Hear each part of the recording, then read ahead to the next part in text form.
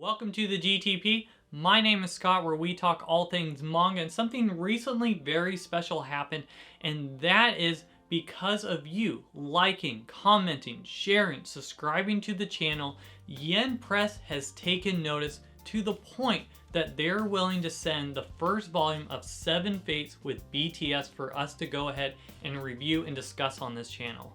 So let's go ahead and dive in. Now community, I need to come clean with something, and I do hope you will forgive me, but I actually did not know much of anything about BTS other than it was a K-pop band.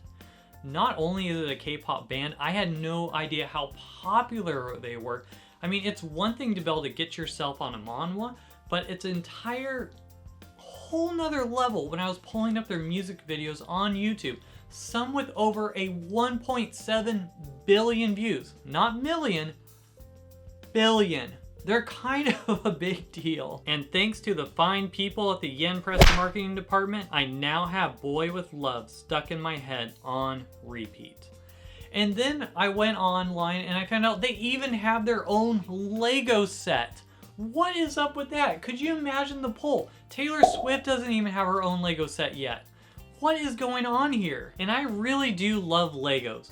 But of course, we're not here to talk about Legos. We're here to talk about 7 Fates. 7 Fates takes inspiration from Korean folktale and inspiration from hundreds and hundreds of years ago in the past. Korea actually had units whose job was to go ahead and take care of tigers from attacking the regular population. This story, we have a main protagonist with a tragic past who is somehow he's part human, part tiger beast, who is tricked to unlock a magical seal, causing these magical tiger beasts who can take the form of humans and who are now out to take over the world. So now we have a special bounty hunters who are out there to take care of these beasts. So what do you do when victims are being horribly mauled as if by a tiger?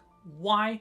You go ahead and put bounties on each of them and allow people to become bounty hunters themselves to go ahead and save the world. Think of it kind of like instead of them hunting people who are vampires or people who can turn into werewolves, think of it as if they're hunting people who can turn into tigers themselves. Now, things I loved about 7 Fates is it does have fantastic artwork, breathtaking colored panels, and it's kind of creepy the idea of not being able to tell if someone is a human or a beast. And I absolutely love the great cover design. I do appreciate you do not need to know anything about BTS to enjoy the story. Fast read, almost non-stop action, but I do wish there was some more dialogue to help build up the story instead of moving almost too quickly to different events. It is more like we are thrown into the chaos full throttle from start to finish. At least with the first volume, the pacing was a little too fast and did not give me enough time to develop a relationship with the main protagonist. Now, this book actually falls out of the normal typical genre that I would read,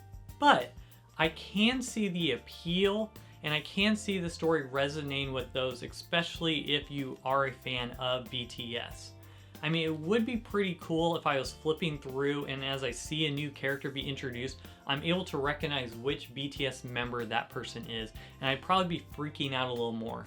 But instead, when a new character came in, I didn't have that connection that I wanted to have, that I was hoping to get with this story. Now, the age rating of 7 Fates is for teens, and I actually agree with that rating as there is violence and some minor language throughout at least the first volume. If you have been following my channel for a while, you know that I absolutely love the IZE Press line, and I believe they've done a great job when it comes to curating new titles.